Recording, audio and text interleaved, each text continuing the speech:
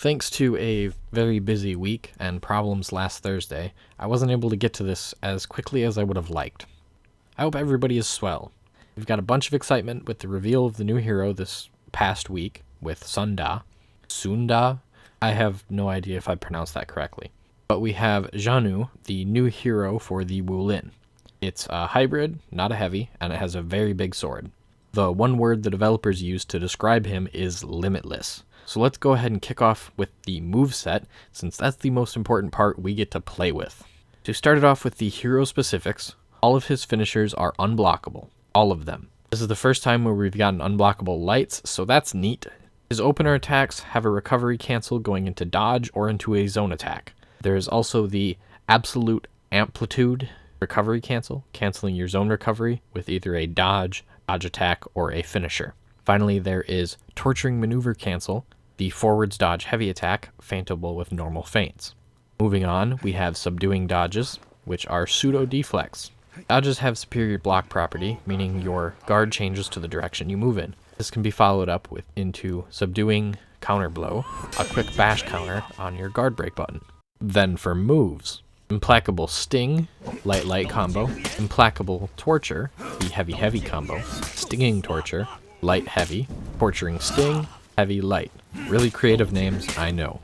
Those are your basic 2-hit combos in each combination. Not a lot to cover then, they all just start with a regular attack and finish up with an unblockable property. Following that up, we have violent maneuver, or the side dodge light. This attack comes from the opposite direction of the dodge, so a dodge light to the right will swing from left guard. Brisk maneuver, side dodge heavy, is the opposite of the side dodge light. This attack comes from the same direction as the dodge. A dodge heavy to the right will swing right guard. Both of these attacks are the same light dodge attack and very fast. The difference is purely on which button you press for which side. Both are light parries, both share the same times, parry windows, etc. They are the same attack but from opposite directions. Stinging maneuver is the forward dodge light, quick forward jab. Torturing maneuver is the forward dodge heavy and is feintable. Looks to be a decent distance forwards too. Absolute amplitude is the zone attack. This will cancel the recovery from any move from the list we just covered. This means you can safely flow into a zone attack from the middle of any chain and recover from a dodge attack. Subduing counterblow was covered a little earlier, but it's the follow-up to a superior block dodge, giving you a quick stun when pressing guard break if you get a deflect. That is the final move on the move list, so let's talk about gimmick.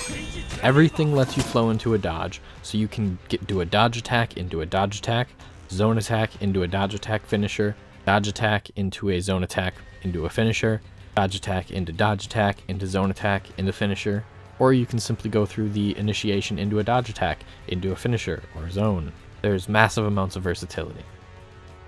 To round out combat, we have feats. Fire everywhere. He's built around fire, and with that comes a new mechanic of interacting with things that are on fire. For his tier 1, Fiery Tusk, it's a small pocket dagger that deals a little bit of damage and has a hit reaction similar to kunai. When the opponent is on fire, it adds additional fire damage. By default, it does 10 damage while not on fire, and it deals an extra 15 damage if they are. That's 25 damage while they're on fire. Tier 2, QILIN RUSE. It's a flame trap that's throwable. They described it as a grenade. After throwing a short distance, it lands on the ground and becomes triggerable very quickly.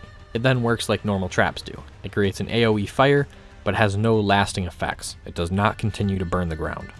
Tier 3, Fiery Breath. This is a passive that while an opponent is on fire, you gain additional damage bonus. It was an undisclosed percentage increase, but on stream, it increased the heavy from 30 damage to 42 damage. That's about 40% increase. Tier 4, Scorching DELUGE. A large AoE around your character that basically rains fire on anything hostile. This scales entirely based on how many people are around you and hits everything in the circle, including minions. That wraps up both moveset and feats, so let's move on to cosmetics. Kicking it off, we have the concept art. A bunch of variants were shown as on screen now. These are carried over to both male and female models, with some rather interesting helmets to go with them. A great trend for Year 3 heroes. Then the player expression. Most surfaces can be colored and emblazoned with your art choices. As with the rest of the cast, for year 3 we do have shoulder ornaments. Following up the concepts, we have the in-game armor, which I think looks great. Tons of variation, a little bit of something for everybody. Between the robes and the actual armor, I think Zhanhu may be the most complete character yet. And now as the last bit of customization for Zhanhu, we have weapons.